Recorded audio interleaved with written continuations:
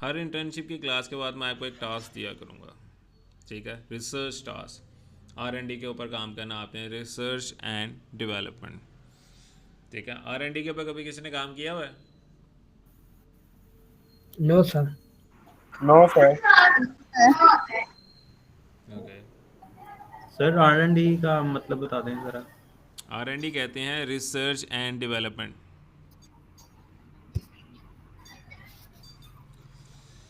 Okay, कितने students आ गए हैं?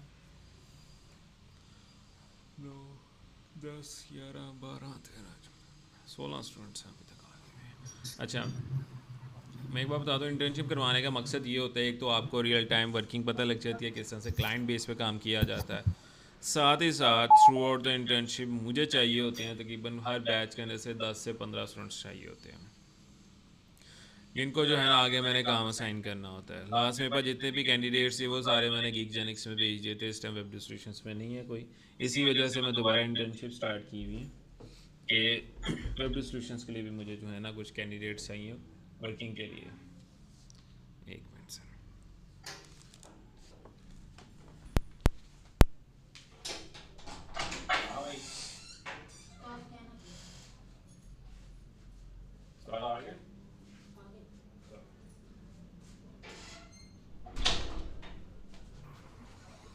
ठीक है। Through out the internship process आपको ये पता लग जाएगा किस तरह से वेबसाइट को लाइव किया जाता है, ठीक है? साथ ही साथ जो है ना निच रिसर्च किस तरह से की जाती है। सबसे पहला हमारा जो काम होगा ना वो निच रिसर्च होगा। जिन कैंडिडेट्स ने पुरानी इंटर्नशिप में थे, क्योंकि लास्ट इंटर्नशिप जब मैं करवा रहा था तो मैंने बीच में स्किप कर दी थी, क्योंकि मेरे पास कुछ क्लाइंट्स का लोड ज़्यादा हो गया था, जिसकी वजह से टाइम अवेलेबिलिटी निकालना मुश्किल हो रहा था। दैट्स द रीज़न कि जो लास्ट इंटर्नशिप वो मेरे 2 वीक्स ही चली थी मुश्किल से। उसके अंदर मैंने उनको निच रिसर्च का कंप्लीट तरीके से करवा दिया हुआ था। लेकिन इसको भी मैं दोबारा 1-2 लेक्चर्स इसके ऊपर रिपीट करूँगा, क्योंकि आप में से कई कैंडिडेट ऐसे हैं जो नए हैं, ठीक है? वो कोई बहुत से ऐसे कैंडिडेट्स हैं जिनकी अभी अपनी वेबसाइट रन नहीं करी। इंटर्नशिप का मेन मकसद ये है कि आपकी अपनी वेबसाइट रन कर रही हो, जिसको zero to some amount of 1000+ आपकी वेबसाइट की जो है ना ट्रैफिक होनी चाहिए विद इन 2 मंथ्स। लाइक किस तरह से मेरे कैंडिडेट्स अभी काम कर रहे हैं मेरे पास। अलबत्ता गीक जेनिक्स भी मेरी बेसिकली मैं उसका पार्टनर का हूँ, ठीक है? बट वेब डिस्ट्रीब्यूशंस के लिए मुझे चाहिए होते हैं।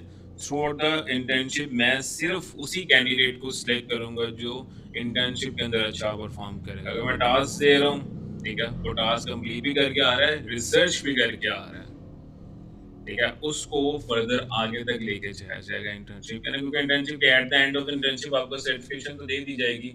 और साथ ही साथ जो है ना कुछ सेलेक्टिव स्टूडेंट्स, अगर सारे स्टूडेंट्स अच्छा काम करेंगे मैं सारे को सिलेक्ट कर लूँगा, उसका कोई इशू नहीं है। क्योंकि इस टाइम मैंने एडवर्टाइजमेंट्स बंद की हुई हैं अपनी, कि जिसके अंदर मैं नए क्लाइंट्स पकड़ रहा हूँ।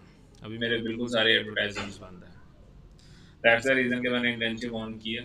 इंटर्नशिप कंप्लीट करने के बाद मैं एडवर्टाइजमेंट स्टार्ट कर दूंगा, और मेरी कोशिश पूरी है कि 1 महीने से 1.5 महीने के अंदर मैं इंटर्नशिप को वाइंड अप कर दूंगा। और मेरा जो मोटिव होगा वो कीवर्ड सिलेक्शन और कंटेंट राइटिंग, इस मेन इंटर्नशिप का मकसद ये है। मेजरली आज तक ज़्यादातर स्टूडेंट इसी के अंदर गलती कर रहे हैं कि उनको स्ट्रक्चर नहीं पता लग रहा कि अगर उनका क्लाइंट ई कॉमर्स का है तो उन्होंने कौन से स्ट्रक्चर में ब्लॉग लिखना है, या कौन से स्ट्रक्चर में उनको प्रोडक्ट्स की ऑप्टिमाइजेशन करनी है। अगर उनका क्लाइंट सर्विस बेस्ड है, सर्विसेज प्रोवाइड कर रहा है, तो ब्लॉग स्ट्रक्चर क्या होना चाहिए।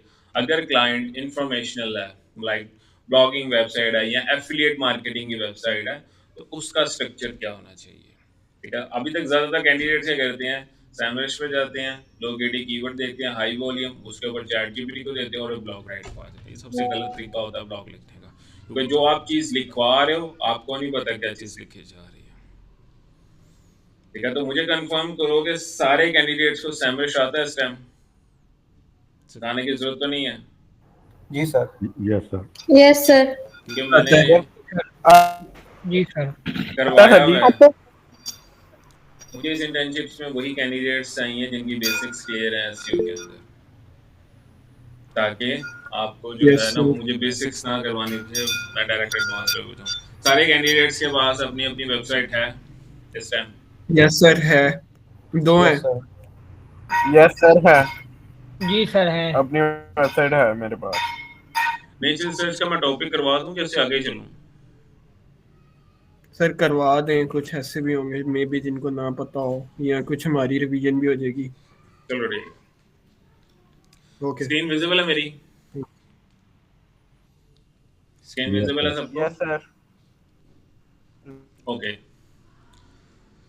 निच होती दो तरह की, एक होती है आपके पास मैक्रो और एक होती है माइक्रो। माइक्रो नीच वो नीच होती है जो बिल्कुल स्पेसिफाइड नीच होती है। एग्जांपल के तौर पे अब एक नीच है जिसके अंदर एप्लीकेशन है, मोबाइल ऐप्स, ठीक है। मोबाइल ऐप्स एक नीच है जिसके अंदर आप जो है ना अपडेट्स प्रोवाइड कर रहे हो। या एग्जांपल के तौर पे जिस तरह से मैं आपको दिखा देता हूँ, एपीके प्योर, ये किसको पता है इस वेबसाइट का? इस वेबसाइट का पता सबको? सर मेरे ख्याल से No, यहाँ sir. पे वो क्रैक वर्जन मिलते हैं ऐप्स के। क्रैक्स में मिलते हैं, ऑफिशियल्स में मिलते हैं। ये सर अभी एक्चुअली फिलहाल मैं सिर्फ निश की बात कर रहा हूँ, ठीक है। ये जो वेबसाइट है, ठीक है, ये मैक्रो नीच पे काम कर रही है। मैक्रो से मुराद ये है कि गेमिंग एप्स, उसके साथ साथ जो है ना इसके अंदर जो ऐप से रिलेटेड प्रोडक्ट्स है, विंडोज ऐप, आईफोन ऐप, मतलब एप्लीकेशन से रिलेटेड जितनी भी चीजें वो सारी कवर अप कर रहा है। इसके अंदर नेटफ्लिक्स के भी ऐप्स आ जाते हैं, further gaming, social apps, any type of apps, ठीक है। मतलब ये एक ब्रॉड निच पे काम कर रहे हैं, मल्टीपल कैटेगरीज को इन्वॉल्व किया हुआ है अपनी वेबसाइट के अंदर। तो दैट्स द रीजन कि ये एक मैक्रो नीच है। दूसरी कौन सी होती है? माइक्रो नीच। ये मैंने अपने लेक्चर्स में भी बताया हुआ है। आपके पास जो पोर्टल की एक्सेस है ना, उसके अंदर भी मैंने ये चीजें बताई हुई है। माइक्रो नीच, जिस तरह से मैंने यहाँ पे लिखा हुआ है स्पॉटिफाई प्रीमियम एपीके, टॉप पे मेरे पास ये वेबसाइट आ रही। अब ये वेबसाइट जो है ना, ये सिर्फ स्पॉटिफाई के ऊपर है। स्पॉटिफाई के अलावा ये बियॉन्ड द थिंग नहीं जा रही, ये सिर्फ सारी इंफॉर्मेशन इस वेबसाइट के ऊपर स्पॉटिफाई से रिगार्डिंग है। तो ये एक माइक्रो नीच है। मैक्रो एंड माइक्रो, ये चीज समझ आ गई सबको? Yes sir. फर्दर चलते हैं यस सर। निच रिसर्च में। निच रिसर्च किस तरह से की जाती है? अब जो भी वेबसाइट्स आपने बनानी होती है, आपका मेन काम ये होता है, दो तरह से आप इसके अंदर चल सकते हो। एक तो अपनी हॉबी बेस चल सकते हो कि आपकी कोई हॉबी है, उसे रिगार्डिंग कोई निश फाइंड करो और उसके ऊपर काम करने लग जाओ। दूसरी चीज, अगर आपने सिर्फ पैसे कमाने हैं एडसेंस के थ्रू, कोई भी एड नेटवर्क, मोंटेज हो गया, एजॉइक हो गया, एफिलिएट मार्केटिंग के थ्रू अगर आपने कमाने हैं, तो फिर आपको इस चीज से फर्क नहीं पड़ना चाहिए कौन सी नीच है। जस्ट आपने लो कंपटीशन नीच फाइंड करनी है और उसके अंदर आपने कंटेंट प्रोड्यूस करने लग जाना होता है, ठीक है। इसके बाद हम फर्दर चलते हैं निच। अच्छा, निच रिसर्च से पहले एक इम्पोर्टेंट टॉपिक है। मेरे पास अभी भी कई कैंडिडेट्स ऐसे आ रहे हैं कि सर हमें तकरीबन को 2 साल हो गया है, 1 साल हो गया है, 6 महीने हो गया, हमारी वेबसाइट रैंक ही नहीं कर रही। इवन के पिछले दिनों मुझे एक स्टूडेंट आ गया था कि सर एसईओ तो डेड हो गई है, इसका तो स्कोप ही खत्म हो गया। मैं कहा जिनको नहीं आती एसई उनके लिए डेड हो गई है। एसईओ में गूगल का एल्गोरिथम हर दूसरे तीसरे महीने चेंज होता रहता है, लेकिन गूगल शुरू से एक चीज कहता आ रहा है। गूगल कहता है कि उसको चाहिए क्वालिटी कंटेंट। जिस तरह से मैं यहाँ पे आपको थोड़ा सा क्लियर आउट करना पड़ेगा कि गूगल आपसे क्या चीज मांग रहा है, तब भी आपकी वेबसाइट के ऊपर कीवर्ड के ऊपर काम नहीं भी हुआ ना, तब भी वो रैंक कर सकती है। मेजरली आपने अपनी वेबसाइट के अंदर एक good quality of content produce किया हो, ठीक है, जिसको क्वालिफाइड कंटेंट कहा जाता है। अब गूगल जो है ना, गूगल मोस्टली वेबसाइट्स रैंक नहीं होती, ठीक है। अगर आपने एक वेबसाइट आज स्टार्ट किया है, चैट जीपीटी से कंटेंट प्रोड्यूस करी जा रहे हो अपनी वेबसाइट पे, उसकी थोड़ी देर में रैंकिंग में जाके आपको डी रैंक हो जाएगा। अब गूगल, सबसे पहले आप जो अपनी वेबसाइट स्टार्ट करने से पहले ना गूगल को चीज समझनी जरूरी है। गूगल बेसिकली कहता है कि आपकी वेबसाइट जो है ना वो क्वालिफाइड होनी चाहिए मेरी रिक्वायरमेंट के मुताबिक। जैसे कहा जाता है क्वालिटी कंटेंट। क्वालिटी कंटेंट क्या होता है? अब एग्जांपल के तौर पे मेरी एक वेबसाइट है, ठीक है, मैं वहां पे जो है ना वो इंश्योरेंस से रिलेटेड बात कर रहा हूँ। ठीक है, मैंने एग्जांपल के तौर पे इंश्योरेंस नहीं सिलेक्ट की हुई है। अब मेरी वेबसाइट पे क्वालिफाइड और नॉन क्वालिफाइड कंटेंट गूगल किस तरह से मेजरमेंट करता है इसकी? या आपने अक्सर ऐसा सुना होगा कि हमारी वेबसाइट एआई है, हमारी वेबसाइट के ऊपर एआई कंटेंट है तो वो हिट हो गई है। एआई कंटेंट लिखा जा रहा है जिसकी वजह से हमारी वेबसाइट डी रैंक हो गई है, थोड़ी देर में रैंकिंग में गई है, बाद में डी रैंक हो गई है। आपकी वेबसाइट पे अगर बस सारा कंटेंट एआई से भी लिखा हुआ है ना, तब भी वो रैंक कर जाती है। लेकिन ये चीज मेक श्योर करनी होती है जोन सी निच आपने सेलेक्ट की है उसकी बैकग्राउंड नॉलेज आपके पास होनी चाहिए। इन मीन वाइल तो जो भी निच आप सिलेक्ट करो, कोशिश करो कि उसकी बैकग्राउंड नॉलेज जो है ना,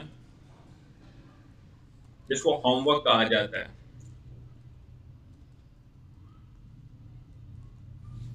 ठीक है, बैकग्राउंड नॉलेज आपके पास स्ट्रांग होनी चाहिए। अब गूगल बेसिकली अगर आप अपनी वेबसाइट के ऊपर आपने मैंने बताया ना इंश्योरेंस के ऊपर एक वेबसाइट बनाई जिसके अंदर मैं लाइफ इंश्योरेंस के ऊपर भी बात कर रहा हूँ, ठीक है, और उसके अलावा जो है वो होम इंश्योरेंस के ऊपर भी बात कर रहा हूँ। उसके अलावा मैं इसके अंदर जो है वो ऑटो इंश्योरेंस के ऊपर भी बात कर रहा हूँ और मल्टीपल टाइप ऑफ इंश्योरेंसेस हैं।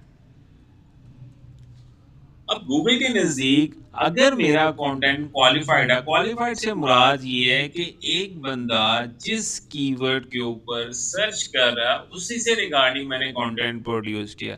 एग्जांपल के तौर पे एक कीवर्ड है, जैसा कि मैं यहाँ पे आपको ना लाइव एग्जांपल दिखाता हूँ सैमरश के ऊपर ताकि आपको भी पता लग जाएगा किस तरह से। अब लोग अक्सर पता क्या करते हैं, जैसा से मैंने इंश्योरेंस की सिलेक्ट की, आप में से मेजरली स्टूडेंट ये चीज गलती करते हैं कि इसके अंदर मैं देखूं जरा सैमरश कहाँ पे। हाँ,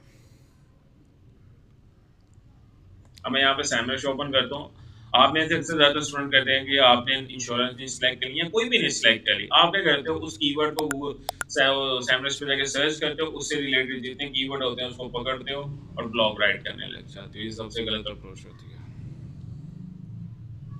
जिस तरह से सबसे पहले आपने कीवर्ड को समझना है कि कीवर्ड क्या क्या रहा है।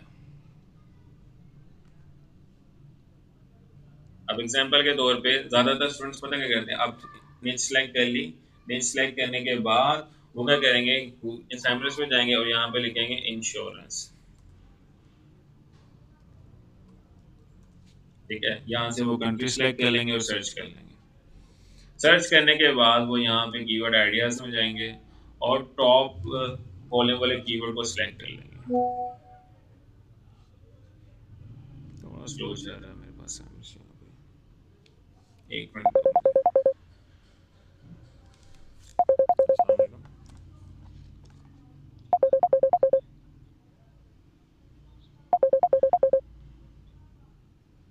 इसको भी मैं मैसेज आया था।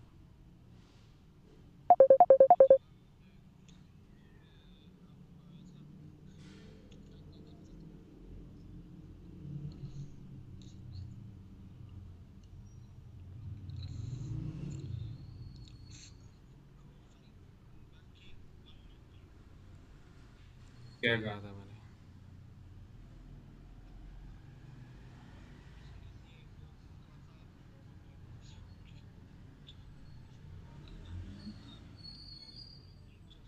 हाँ, आप ऐसा करें मुझे मैसेज कर दें, मैं एज सिस्टम क्लास दे रहा हूँ स्टूडेंट्स को इंटर्नशिप की, ठीक है, इसके बाद मैं आपको डिटेल इन्फॉर्मेशन दे दूँगा, मुझे मैसेज कर दें व्हाट्सएप पे, ठीक है।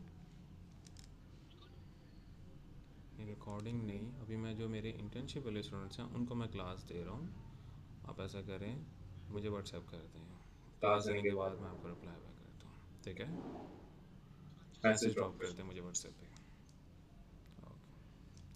ओके, तो इसके बाद आपने क्या करना है, मेजरली स्टूडेंट्स क्या करते हैं, यहाँ पे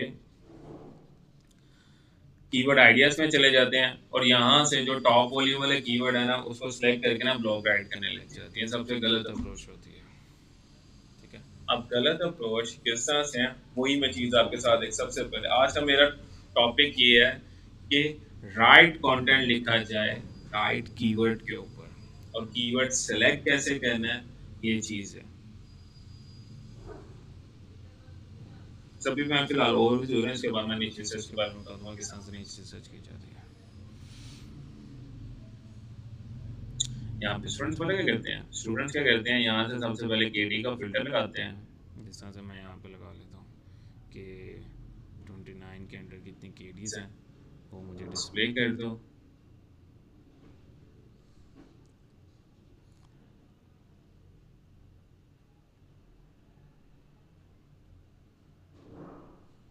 अब स्टूडेंट्स पता क्या करेंगे, जिस तरह से यहाँ पे ये आ रहे हैं ना कीवर्ड्स, ठीक है, फर्स्ट शिकागो ऑरेंज इंश्योरेंस, ये फर्स्ट शिकागो इंश्योरेंस, स्टूडेंट्स क्या करेंगे, इस देखेंगे इसके ऊपर 14,000 का वॉल्यूम है, ये कीवर्ड पकड़ेंगे, चैट जीपीटी को देखें, ब्लॉग लिखवा लेंगे, वो अनक्वालिफाइड कंटेंट होगा।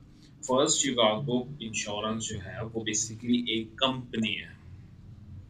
ये कीवर्ड देखते साथ ही पता लग जाना चाहिए स्टूडेंट को कि एक बंदा जो गूगल पे सर्च कर रहा है फर्स्ट शिकागो इंश्योरेंस, वो बेसिकली इसी वेबसाइट पे जाना चाह रहा है, वो आपकी वेबसाइट पे नहीं जाना चाह रहा, या वो ये चीज जानना नहीं चाह रहा कि what is first Chicago insurance company, वो ये चीज जानना ही नहीं चाह रहा, वो बेसिकली गूगल पे लिख रहा है क्योंकि वो ऑलरेडी इसका कस्टमर बना हुआ है। जैसा से आप लोग पोर्टल आपको मैंने दिया हुआ है, ज्यादातर स्टूडेंट्स क्या करते हैं, गूगल पे जाते हैं, वेब सॉल्यूशंस लॉगिन लिखते हैं, लॉगिन करते हैं पोर्टल के अंदर और अपने लेक्चर्स देख रहे होते हैं, ऐसे ही है।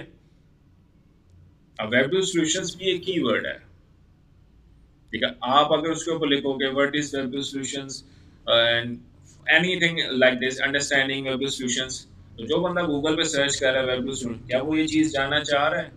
नहीं, वो बेसिकली वेब सॉल्यूशन की वेबसाइट पे जाना चाह रहा है। इसी वजह से ज्यादातर स्टूडेंट्स ये मिस्टेक्स करते हैं, ठीक है। हाँ, इवन कि हम इन कीवर्ड्स को भी यूज करते हैं लेकिन एक अलग सेंस में यूज करते हैं, और मोस्टली इस तरह का अगर कंटेंट अपनी वेबसाइट पे आप प्रोड्यूस करने लग जाते हैं ना, ये ज्यादातर आप इस तरह से कीवर्ड्स पकड़ते हैं, चैट जीपीटी को देते हैं और कंटेंट लिखवाने लग जाती हैं, तो एक आपकी 2 वीक्स तक तो वेबसाइट रैंक होगी, फिर बाद में डी रैंक हो जाएगी। गूगल देखेगा सर जी आप अपनी वेबसाइट के ऊपर जस्ट कीवर्ड पकड़ रहे हो, कंटेंट प्रोड्यूस कर रहे हो और वो कंटेंट क्वालिफाइड नहीं है। ये चीज समझ आएगी सबको? जी सर आप एक कीवर्ड मतलब सिलेक्ट करें ना, जो सिलेक्ट करना चाहिए, इस तरह ज्यादा अभी मैं नीचे समझ आ सर्च जाए। बताने लगा हूँ, ठीक है, जी सर। तो इसके बारे में बताऊंगा। अभी फिलहाल मेरा टॉपिक नीचे सर्च है, लेकिन अभी मैं यही चीज बता रहा था कि आप में से ज्यादातर लोग पता क्या करते हैं, लोग केडी कीवर्ड पकड़ते हैं। अभी मैं फिलहाल सबकी साइकिल बता रहा हूँ, ज्यादातर स्टूडेंट्स क्या कर रहे हैं इस टाइम, कीवर्ड चैट जीपीटी से कंटेंट लिखवाते हैं और वो ज्यादातर अनक्वालिफाइड कंटेंट होता है। और जब मोस्टली आपकी वेबसाइट इस तरह से कंटेंट प्रोड्यूस करने लग जाती है ना, गूगल आपकी वेबसाइट को हिट कर देता है। फिर आप लोग ये सोचते हैं कि मेरी वेबसाइट एआई कंटेंट की वजह से जो है ना वो डी रैंक हो गई। ये समझ आया किसी को? Yes sir. जी सर।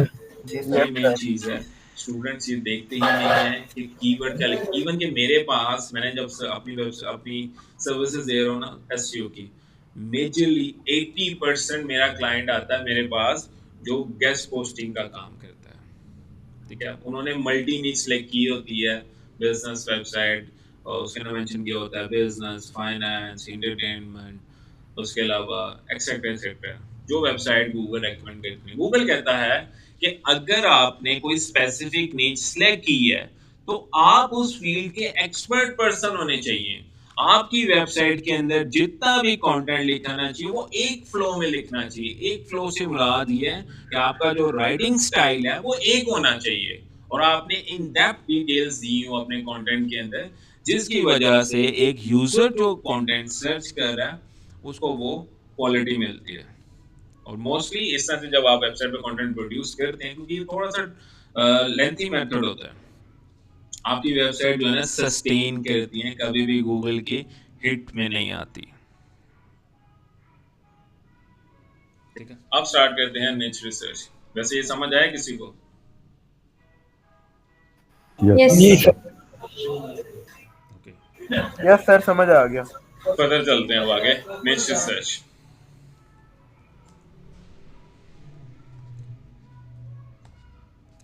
अब निच रिसर्च में ना काफी टाइप्स होती हैं, ठीक है। जैसा से मैंने आपको निच दो तरह की बता दी, एक होती है मैक्रो, एक होती है माइक्रो, ठीक है। अब जो भी बंदा ब्लॉग वेबसाइट चला रहा है वो ये चीज चाह रहा है कि मैं 2 महीने, 3 महीने, 4 महीने एक वेबसाइट के ऊपर काम करूं, eight the end of the third या 4 मंथ मुझे वो वेबसाइट इनकम जनरेट करने लग जाए। इसके अंदर दो ऑप्शंस होती हैं वेबसाइट के अंदर कि अगर आप ब्लॉग वेबसाइट रन करते हो तो उसके अंदर फर्स्ट आप मोनेटाइजेशन के थ्रू पैसे कमा सकते हो, मोनेटाइजेशन। सेकंड क्या होता है कि आप एफिलिएट मार्केटिंग के थ्रू कमा सकते हो, ठीक है। अब मोनेटाइजेशन में क्या होता है, मोनेटाइजेशन में क्या होता है कि आपकी वेबसाइट के ऊपर आप एक स्पेसिफिक सेक्शन रख देते हो जहां पे एड्स नेटवर्क जो होते हैं ना वो एडवर्टाइजमेंट रखते हैं, तो लाइक गूगल एडसेंस। लाइक जैसा से आप सबके पास मेरे पोर्टल की एक्सेस होगी, आपने देखा है उसके ऊपर गूगल की एड्स आ रही होती हैं, किसने नोट किया है? जी जी सर, यस किया सर नोट। नोट किया। हाँ, वो वेबसाइट एडसेंस अप्रूवल है। मेरी मोस्टली वेबसाइट ज्यादातर एडसेंस से अप्रूव्ड होती हैं, जिसकी वजह से मुझे वहां से एड रेवेन्यू आ रहा होता है, ठीक है। इसी तरह एडसेंस के अलावा बहुत से एड नेटवर्क्स होते हैं, मॉन्टेज होता है, एंजॉइक होता है, एक्सेट्रा एक्सेट्रा, बहुत से एड नेटवर्क्स अवेलेबल होते हैं। कि आपकी वेबसाइट के ऊपर ट्रैफिक है, ठीक है, जितनी ज्यादा ट्रैफिक है उतनी ज्यादा आप अपनी वेबसाइट के ऊपर एड्स रन कर रहे हो, उससे ज्यादा उतनी आपको जो है ना इनकम जनरेट हो रही है। दूसरी तरफ क्या होता है कि आपकी वेबसाइट के ऊपर ट्रैफिक है, ठीक है, आप डिफरेंट कंपनीज का जो है ना प्रोडक्ट्स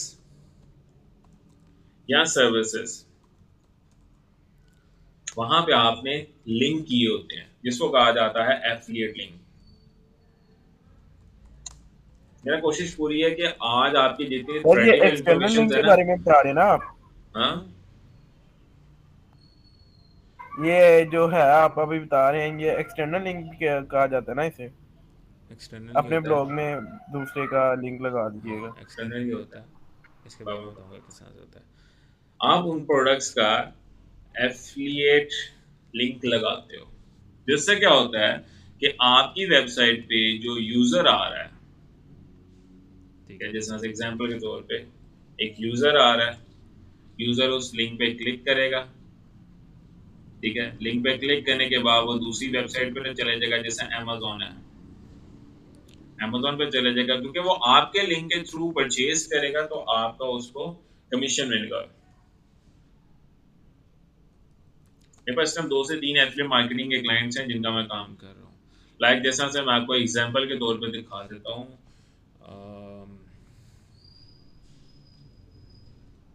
हाँ, इस क्लाइंट का मैं आपको दिखा देता हूँ। ये मेरी स्टूडेंट इसके ऊपर काम कर रहा है, एक स्टूडेंट कर रहा है, उसको मैंने प्रोजेक्ट दिया हुआ है। अब जैसा से ये वेबसाइट है, ये रिमोट कंट्रोल कार्स की रिव्यूज दे रही है, साथ साथ जो है ना गाइडेंस है, एक ब्लॉग वेबसाइट है।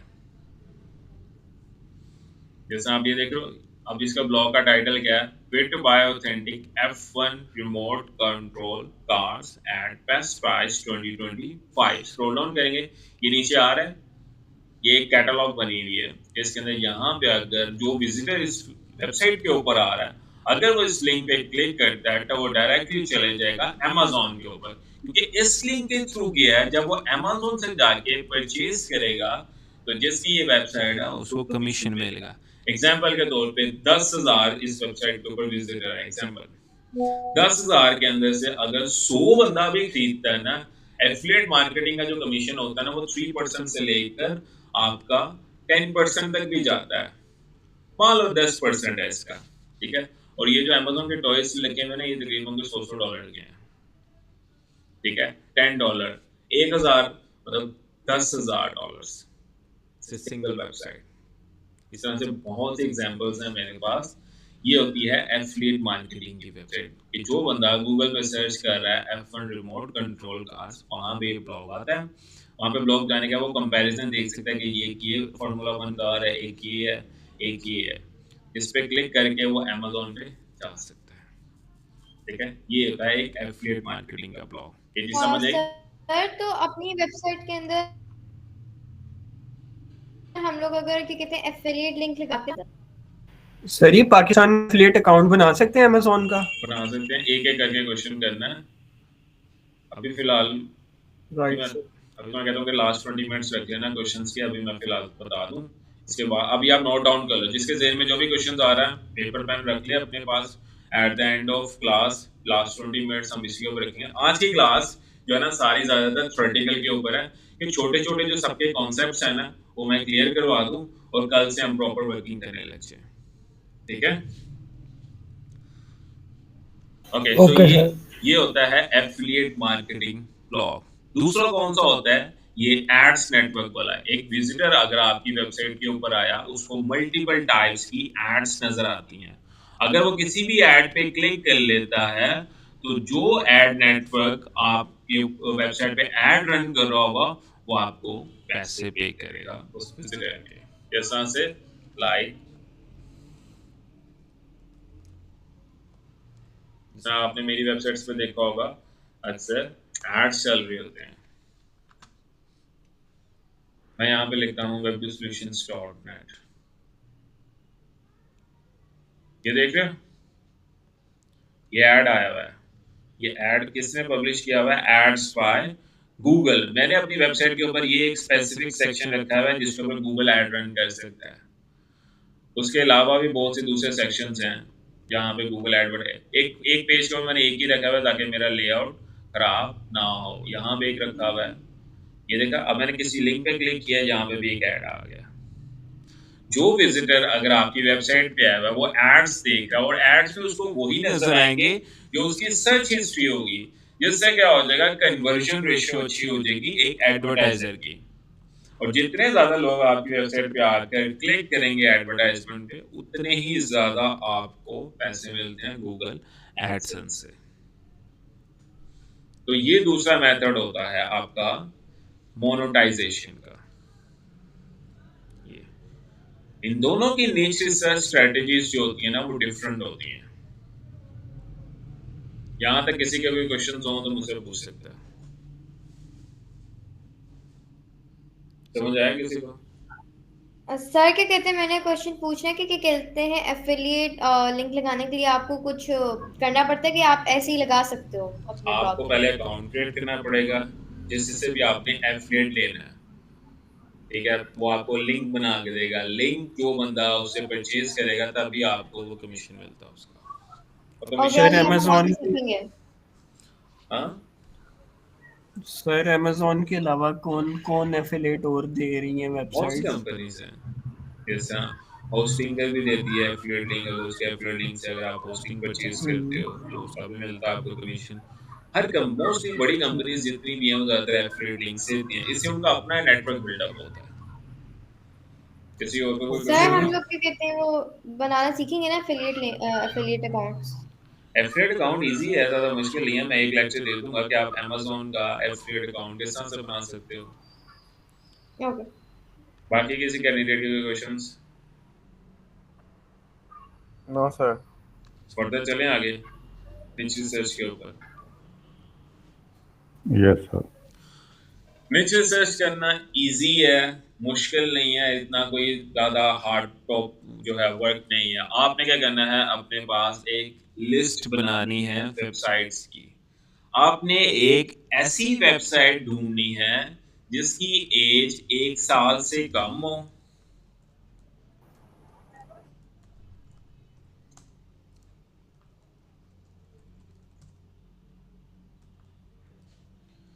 ठीक है, और उसके ऊपर ट्रैफिक जो है ना वो मिनिमम 8 की होना चाहिए, 8000। ठीक है, और अभी उसके ऊपर बैकलिंक्स कम होना चाहिए अगर आपने इसके ऊपर काम करना है।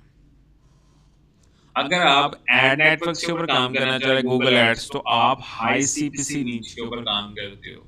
हाई सीपी नीचे इसमें कौन सी आती है? इंश्योरेंस आती है, उसके साथ साथ जो है वो फाइनेंस आती है, ऑनलाइन अर्निंग आती है, तो बहुत सी ऐसी नीचेस हैं। अब सबसे पहले नीच रिसर्च किस तरह से की जाती है। मैंने नीच रिसर्च करनी है तो उसके लिए आपके पास सैमरश का अकाउंट होना चाहिए। अगर किसी के पास नहीं है तो वो ले सकता है, मैंने ग्रुप में मेंशन किया हुआ है रीसेलर जो सैमरश के अकाउंट्स पर देता है, ठीक है।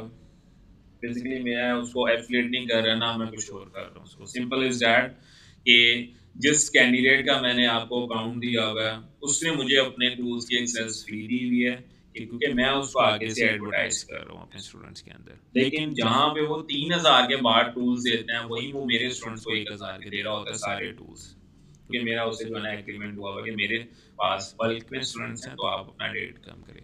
तो फॉर श्योर ये चीज समझ सकते हो कि मैंने ऑलरेडी एक बंदे से बार्गेनिंग की हुई है, आपने जस्ट उसे टूल्स परचेज करने हैं। लेकिन मैं ये भी आपको सजेस्ट करता हूँ कि सबसे पहले मार्केट विजिट करो, देखो कौन कितने के टूल्स परचेज कर रहा है, जो सस्ते दे रहा है उससे परचेज कर लेना। ओके, सो सैमरश यहाँ पे जो है ना, अब खाली सैमरश लेना तो वो तकरीबन 100, 200, 300 का आ जाता होता है। अब नीचे सर्च करनी कैसे है? एग्जाम्पल के तौर पे मैं चाहता हूँ कि मैं बेसिकली एक इंश्योरेंस के ऊपर वेबसाइट बनाना चाह रहा हूँ। अगर मैंने गूगल एडसेंस के ऊपर काम करना है, या अगर आपकी कोई हॉबी है, गार्डनिंग हो गई, फूड हो गई, रेसिपीज हो गई, किसी भी टाइप की आपकी हॉबी है ना, आप उससे रिलेटेड भी नीचे सर्च कर सकते हो। जिस तरह से मैंने यहाँ पे कीवर्ड ओवरव्यू दिया, मैंने यहाँ पे लिखा है इंश्योरेंस, इंश्योरेंस लिख लिया मैंने। इसके बाद यहाँ पे यूएस सेलेक्ट किया हुआ है, सर्च कर लूंगा। सर्च करने के बाद मैंने यहाँ पे स्क्रॉल डाउन करना है, क्योंकि हम एक बना रहे हैं ब्लॉग वेबसाइट, हम एक सर्विस वेबसाइट नहीं बना रहे, हम एक ब्लॉग वेबसाइट बना रहे हैं जो इंफॉर्मेशन प्रोवाइड करती है। तो हमें यहाँ पे जो क्वेश्चंस में जाना, आपने कीवर्ड पहले सेलेक्ट करना है, जैसा मैंने इंश्योरेंस में बनानी है, तो यहाँ पे क्वेश्चंस में जाने के बाद व्यू ऑल क्वेश्चंस में जरूर करेंगे हम। हमें यहाँ पे क्वेश्चंस मिल जाएंगे कि कौन कौन से ऐसे क्वेश्चंस हैं जो लोग ज्यादा सर्च कर रहे हैं इंश्योरेंस के ऊपर, उससे हमें एक निश मिल जाएगी।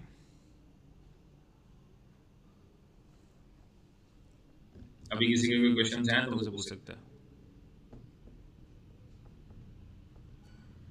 वैसे इसकी रिकॉर्डिंग्स मिल जाएंगी आपको, कल अपलोड करूंगा उसके ऊपर, इंटरनेट के ऊपर, या मैं लेक्चर एंड होने के बाद, क्योंकि मैंने निकलना है थोड़ी देर के लिए। अभी तो मैं सिर्फ आपको लेक्चर देने के लिए आया था, क्योंकि आज मेरा ऑफ था, मैंने जाना था थोड़ा फैमिली के साथ। लेक्चर देने के बाद या फिर मैं रिकॉर्डिंग इसकी कल ही अपलोड होगी। अब क्वेश्चंस में जाना है। क्वेश्चंस में जाने के बाद आपने सबसे पहले एक इंफॉर्मेटिव क्वेश्चंस लेना है, जैसे से how much a car insurance. मैं फर्स्ट ये क्वेश्चन ले लेता हूँ, कॉपी कर लेना है इस क्वेश्चन को। क्वेश्चन को कॉपी करने के बाद आपने गूगल में चले जाना है। यहाँ पे जाने के बाद आपने सबसे पहले एक एक्सटेंशन करनी है उबर सजेस्ट की। उबर सजेस्ट की आपने एक्सटेंशन कर लेनी है, जैसे मैं यहाँ पे फर्स्ट एक्सटेंशन कर लेता हूँ उबर सजेस्ट की, और इसको ऐड टू क्रोम कर दूंगा। अब उबर सजेस्ट, अगर किसी के पास उबर सजेस्ट नहीं चलता तो वो HF बार भी यूज कर सकता है, वो परचेज करनी पड़ती है। जो मैंने रीसेलर का नंबर दिया उसे पूछ लेना HF बार कितने की है। उबर सजेस्ट करने का मकसद ये होता है कि मुझे पता लग जाए कौन कौन सी वेबसाइट सर्च रिजल्ट्स में आ रही है जिनकी DA कम है। अब DA के बारे में सबको पता है, DA क्या होता है? किसी को नहीं पता ऑनेस्टली बता दो, क्योंकि अगर किसी को नहीं पता ना DA क्या होता है, इससे आगे की उसको समझ नहीं आएगी। सर मुझे नहीं पता। बाकी ओके मैं बता देता हूँ फिर। DA एक होता है DA, एक होता है DR, ठीक है। DA बेसिकली कहा जाता है डोमेन अथॉरिटी को,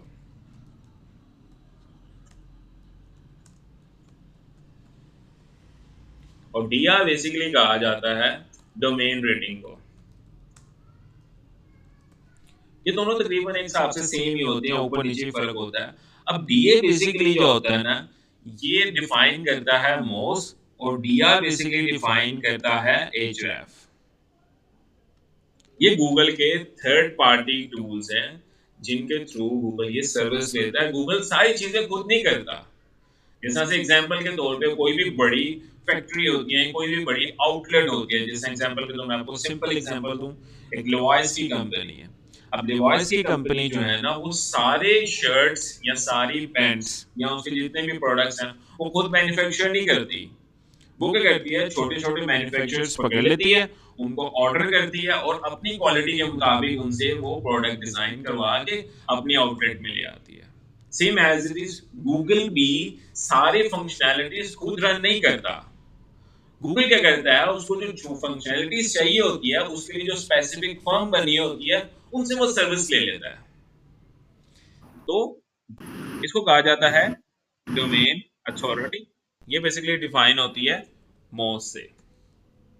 मोज बेसिकली कंपनी जो है जो डोमेन अथॉरिटी को डिफाइन करने के बाद गूगल को बताता है कि इस वेबसाइट की ये डोमेन अथॉरिटी होनी चाहिए। और जो आपका डीआर होता है वो होता है एचरेफ पे।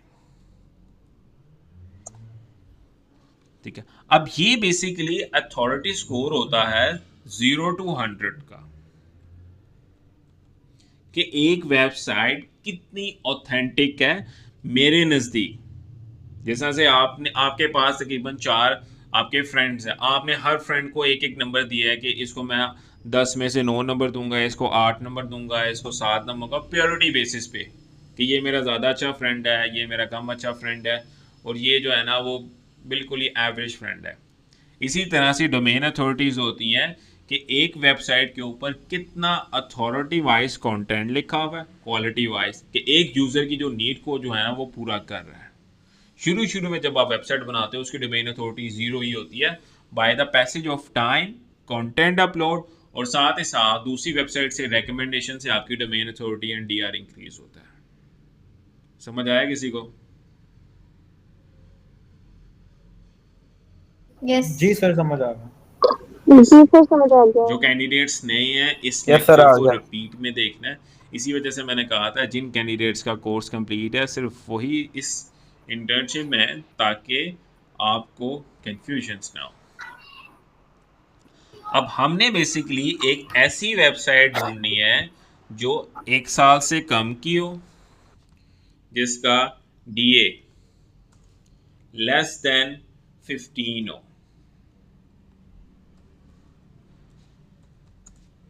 जिसका डीए लेस देन 15 हो, 8000 की ट्रैफिक हो, 1 साल से कम बनी हो, और कम बैकलिंक्स बने हो। कम बैकलिंक्स मतलब 100 से कम के बैकलिंक्स होने चाहिए।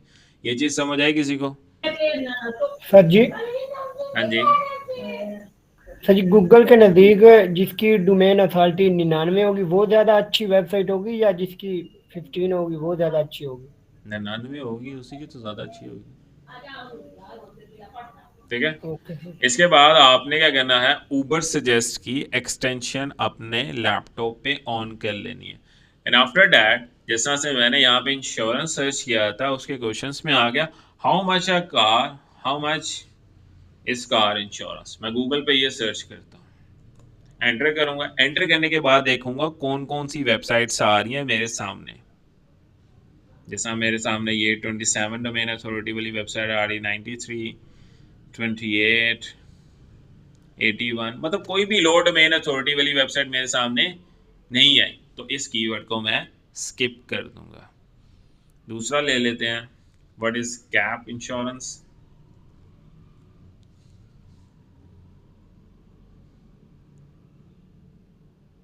यहाँ पे भी हमारे पास 68, 19, 82, मतलब बड़ी वेबसाइट्स आ रही हैं, क्योंकि ये है भी डिफ़िकल्टी कीवर्ड्स वाले। हम इसको थोड़ा सा फिल्टर आउट कर लेते हैं। केडी में जाएंगे, हम क्या करेंगे, पॉसिबल केडीज वाले कीवर्ड को यहाँ पे फिल्टर आउट कर लेंगे। इससे क्या हो जाएगा, हमारी सर्चिंग थोड़ी कम हो, क्योंकि मेजरली जो स्टार्टिंग वेबसाइट्स होती हैं उन्होंने लो केडी कीवर्ड्स को ही टारगेट किया होता है। ये कल लेक्चर मैं दोबारा रिपीट करूंगा, क्योंकि मुझे पता है ज़्यादातर कैंडिडेट्स को समझ नहीं आई। ये लेक्चर मेरा दोबारा रिपीट होगा, और इसके साथ मैं एक रिकमेंडेशन वीडियो भी शेयर करूंगा, वो सब ने देखनी है। अब जिस तरह से मैंने लिखा है ए मैक्स ऑटो इंश्योरेंस, ये बेसिकली एक स्पेसिफिक कंपनी है, इसी वजह से ये यहाँ पे आ रहा है। इसको हम स्किप कर देंगे। Is life insurance is taxable? This is the question. हम इसको सर्च करते हैं गूगल पे। 91, 33, 60, 69। नहीं, हम थोड़े से और चले जाते हैं। How much crown without insurance. ये क्योंकि इसकी केडी कम है, मैंने डायरेक्ट ये सर्च कर लिया।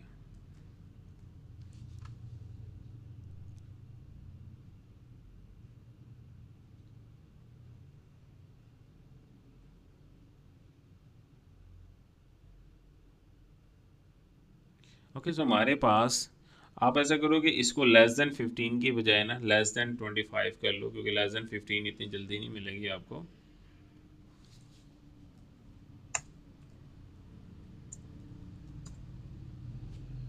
ताकि आपको थोड़ा सा इजी हो जाए नीचे सर्च में। अब यहाँ पे मैंने लिखा हुआ how much is a crown without insurance.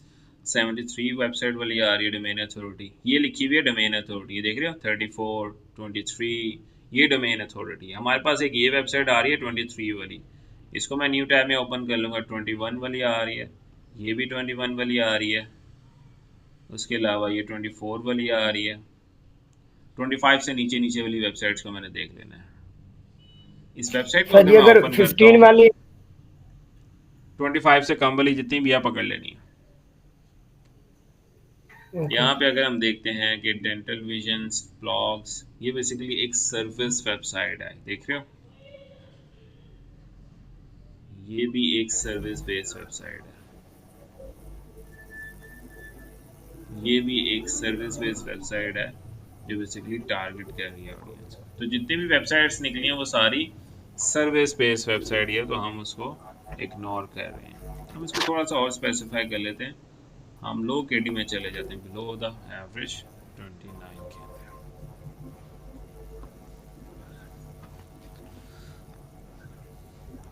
तो हमारे पास अप्रोक्सीमेटली 19,000 कीवर्ड्स आ जाएंगे। ये does insurance cover Invisalign. Okay, so हम इसको कॉपी पेस्ट, अगर आपके सामने कोई सर्विस वेबसाइट आ रही है तो उसको इग्नोर करना है। हमें कंप्लीट ब्लॉग वेबसाइट चाहिए। सर जी ये कैसे पता चलेगा कि वेबसाइट सर्विस है या ब्लॉग है? ओके, जैसा से मैं यहाँ पे कुछ वेबसाइट्स ओपन कर लेता हूँ। ओके, सो यहाँ पे हमारे पास ये एक वेबसाइट आ रही है, how to play line treatment. इसको ओपन कर लेना। ओपन करने के बाद यहाँ पे अगर आप देखो कि ये एक ब्लॉग वेबसाइट है, approximately influence cost, influence work result, shop accessories, एक सर्विस वेबसाइट है, ई कॉमर्स में भी आ रही है ये। अगर किसी वेबसाइट के ऊपर यहाँ पे लिखा होता है कॉन्टैक्ट अस फॉर कंसल्टेशंस या सर्विसेज, तो वो एक सर्विस वेबसाइट हो रही है। लेकिन अभी फ़िलहाल ये उसने एक ब्लॉग वेबसाइट ही बनाई हुई है सारी, क्योंकि इसके अंदर सारा उसने जो है ना हाउ इन्वेंशन कोड, वाई इन्वेंसलाइन, ये सारा मेंशन किया हुआ है। ठीक है, अभी इसको हम साइड पे कर देते हैं। दूसरी चीज़ यहाँ पे हमारे पास ये .ca 33 डोमेन अथॉरिटी है, तो हम इसको स्किप कर देंगे। 62, ये 18 आ रही है हमारे पास, इसको देख लेंगे, एक ही आई है वेबसाइट। अब ये वेबसाइट देख रहे हो, यहाँ पे ऊपर नंबर लिखा हुआ है, स्केजुअल ऑनलाइन, ये एक सर्विस बेस्ड वेबसाइट है।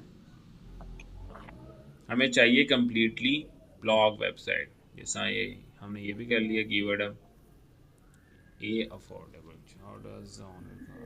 आपने 1 बाय 1 करके कीवर्ड फाइंड करने हैं और एक ऐसी वेबसाइट फाइंड करनी है जिसकी डोमेन अथॉरिटी बिलो दैट 25 हो।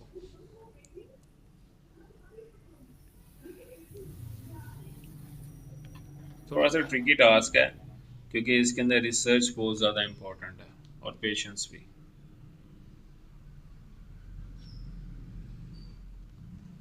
क्योंकि अगर वो एक वेबसाइट 1 साल के अंदर रैंक कर सकती है तो आपकी भी कर सकती है। इसी वजह से निच रिसर्च होना इम्पोर्टेंट है।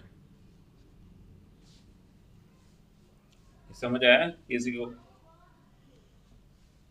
जी सर। जी सर। ये देखो ना, ये 2 डोमेन अथॉरिटी वाली वेबसाइट है, गो डेंटल के नाम से बनाई है इसने। ये 16 वाली है।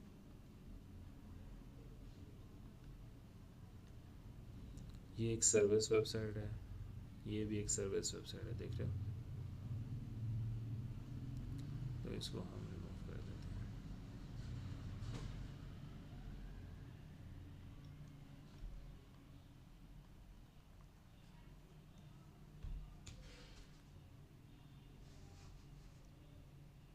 ये 16 डोमेन अथॉरिटी वाली वेबसाइट है,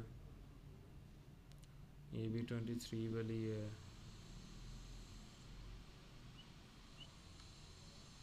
दूसरा कीवर्ड ले लेते हैं।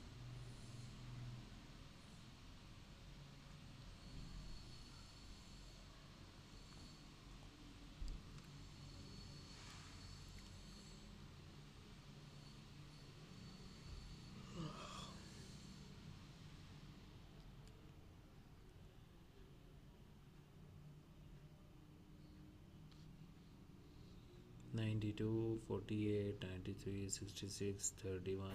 सर आपकी आवाज़ क्लियर नहीं आ रही है। ओके, मैं बेसिकली अभी थोड़ी देर पहले अपने आप से ही बात कर रहा था, इसी वजह से क्लियर नहीं आ रही थी। अब आ रही है मेरी बात? जी आ रही है। आपने काम ये करना है कि यहाँ पे कोई ऐसी वेबसाइट ढूंढनी है जिसकी डोमेन अथॉरिटी 30 से कम हो, 25 से कम हो। थोड़ा सा मुश्किल टास्क है ये, लेकिन होपफुली आप कर लोगे। सर्विस वेबसाइट है, देखो सर्विस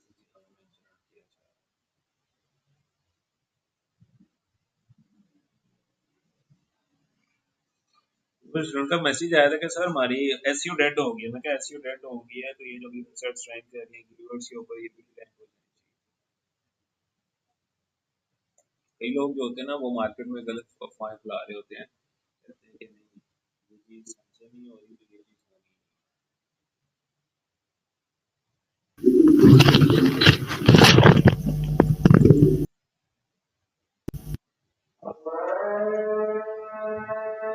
आवाज आ रही है मेरी? मैं तो आपको बात बता रहा हूँ।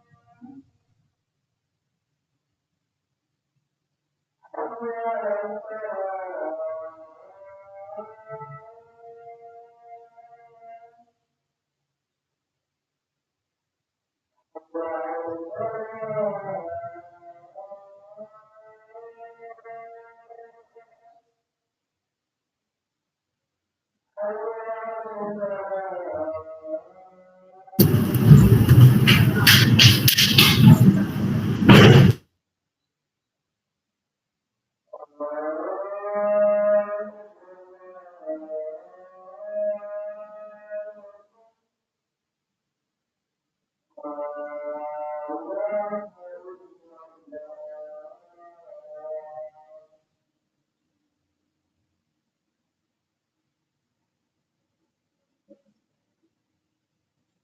रही मेरी?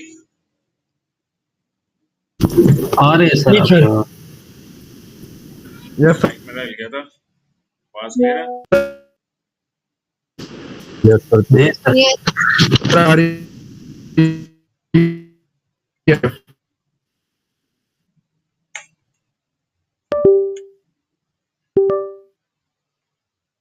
क्लियर? जी सर। ओके, जी सर। ये पता लग गया किस तरह से फाइंड करनी है। ये थोड़ा सा ट्रिकी टास्क है। यहाँ पे जैसा हमारे पास ये आ रही है, ये 12 डोमेन अथॉरिटी वाली, उसके अलावा 14 डोमेन अथॉरिटी वाली वेबसाइट आ रही है।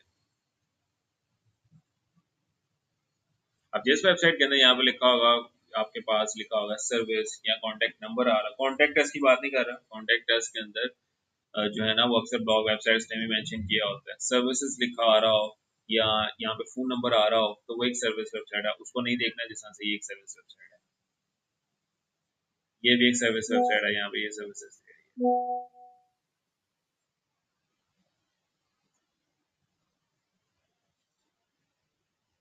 हमने 1 बाय 1 करके यहाँ पे चेकआउट करना है कि हमें कोई ऐसी वेबसाइट मिलनी चाहिए जिसकी डोमेन अथॉरिटी कम है और डोमेन अथॉरिटी कम है, वो एक पूरी ब्लॉग वेबसाइट है। जस्ट आपने ये चीज फिगर आउट किया। एक ब्लॉग वेबसाइट किस तो तरह से होती है? सही, ये हमारा टास्क है सबका ये टास्क है सबका। कि हमने वेबसाइट सर्च हाँ। करनी है। ठीक। अब ये एक वेबसाइट देख रहे हो जिस तरह से, ये एक पूरी ब्लॉग वेबसाइट है, इसके ऊपर जस्ट इन्फॉर्मेशन मेंशन है, कहीं पे भी लिखा नहीं हुआ सर्विसेज। यहाँ पे कोई भी ओपन करोगे उसके ऊपर डिटेल इन्फॉर्मेशन लिखी हो। ये एक ब्लॉग वेबसाइट है। इस तरह की गैरों वेबसाइट आती है तो उस वेबसाइट का यूआरएल कॉपी करके बस अपने पास रख लेना, बस इतना काम करना, हो जाएगा। Yes sir. यस सर, जी इंशाल्लाह। सर, किसी भी नीच पर कर सकते हैं ना? किसी भी नीचे लिखा सर डीआर कितना होना चाहिए और डीआर कितना होना चाहिए था, बस ये दोबारा बता दो। डीए आपका 25 से कम होना चाहिए बस। ठीक है। ये बाकी हम ये जब जिसकी वेबसाइट बन जाएगी, ये किस तरह से बाकी चीजें निकाली जाती हैं वो हम कल के लेक्चर में देखेंगे। ये वाली डन। सर मेरा एक क्वेश्चन था, इससे रिलेटेड नहीं है, फाइवर से रिलेटेड था। मैंने आपको व्हाट्सएप पे किया था, वो आपको वो सही से एक्सप्लेन नहीं हुआ था। सर मेरा क्वेश्चन ये था कि जब फाइवर पे कोई आता है हमसे वेबसाइट बनवाना चाह रहा है, ओके। तो वो हमें अपनी रिक्वायरमेंट देता है और उसके हिसाब से हम कुछ टेम्पलेट दिखाते हैं या फिर हम खुद एक टेम्पलेट चूज करके उस पर काम करते हैं? फाइवर जो भी क्लाइंट आता है आपके पास, वो आपको अपनी रिक्वायरमेंट देता है कि मेरी एक सर्विस वेबसाइट है, आपने मुझे ये सर्विस वेबसाइट बना कर दिखाएं। वो आपको कहेगा कि आप मुझे कुछ टेम्पलेट सिखाएं, फिर आपने क्या लेना है, एस्ट्रा के ऊपर चले जाना है, गूगल पे लिखना है। मैंने स्टार्टर टेम्पलेट्स के बारे में सबको बताया था ना? जी सर। यस सर, बताया हुआ। एस्ट्रा में चले जाना, गूगल पे लिखना स्टार्टर टेम्पलेट्स, टॉप वेबसाइट आ जाएगी एस्ट्रा की। यहाँ पे नीचे चले जाना, यहाँ पे चले जाओ, यहाँ पर लिखा होगा टेम्पलेट्स, टेम्पलेट्स में चले जाओ। जो एस्ट्रा के अंदर जितने भी टेम्पलेट्स हैं ना वो सारे यहाँ पे आ रहे, जितने भी प्लगइन के अंदर। व्यू फुल वेबसाइट पे क्लिक करोगे, ये ऊपर वाली वेबसाइट जो है ना, ये ऊपर वाला लिंक, ये जस्ट क्लाइंट को शेयर कर दो, उसे कहना ये डेमोन्स्ट्रेशन वेबसाइट है, इस फॉर्म में आपके पास वेबसाइट आ जाएगी, आपकी इमेजेस में सारी चेंज हो जाएगी, टेक्स्ट में सारा चेंज, जस्ट आप लेआउट चेक करो। ठीक है सर, थैंक यू सर, बस यही कंफ्यूजन थी। बाकी किसी कैंडिडेट के क्वेश्चंस हैं तो फिर मैं मीटिंग एंड करने सर लगूंगा। जी, हाँ जी। सर आपने जो एक्स्ट्रा प्रो प्लगइन प्रोवाइड किया उसके प्रीमियम फीचर किस तरह अनलॉक होते हैं? सा? जो एक्स्ट्रा प्रो आपने प्रोवाइड किया उसके प्रीमियम फीचर मतलब किस तरह उसको अनलॉक किया जाता है? इंस्टॉल किया हुआ? जी। आओ। बाकी किसी कैंडिडेट का कोई क्वेश्चन हो? अभी सर मुझे भी देर हो रही है तो इंशाल्लाह कल हम कर लेंगे। हाँ जी, देखिए कल इंशाल्लाह कर लेंगे, अभी देर हो रही है मुझे। कल बता देना, कल भी वैसे भी क्यूएनए सेशन है, ठीक है? जी सर। और सर एक पूछना था कि ये क्लासेस डेली हुआ करेंगी अब? इंटर्नशिप की क्लासेस डेली होंगी, क्योंकि मेरी कोशिश है कि 1 महीने में आपको तैयार कर दूं और आप में से कुछ जी कैंडिडेट्स मैं सर। अपने पास रखूँ, क्योंकि मेरे पास मैंने अभी क्लाइंट्स को रोका हुआ है, न्यू जो आने वाले क्लाइंट्स हैं मैं उनको फिलहाल मना ही कर रहा हूँ। ठीक हो गया सर। ठीक है, तो इसी वजह से मैं जल्दी से जल्दी टीम बिल्डअप कर रहा हूँ, कि मेरी जितनी टीम थी वो मैंने सारी गीक जेनिक्स में दे दी। ओके। Thank you sir. बाकी कैंडिडेट क्वेश्चन है तो फिर मैं मीटिंग एंड करने लगा। सबका टास्क है, टास्क सबने किया। ओके, सर टोल्स वाले के नंबर तो शेयर कर दें काइंडली।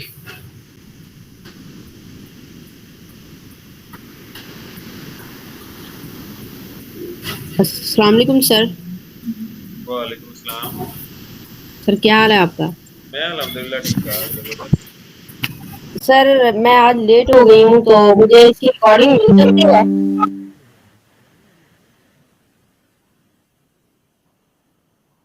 हेलो सर, रिकॉर्डिंग आप शेयर कर दीजिएगा ग्रुप पे। वो अभी वो कल होगी रिकॉर्डिंग यूट्यूब पे। सर का माइक प्लग हो गया। चले ठीक है, कोई बात नहीं।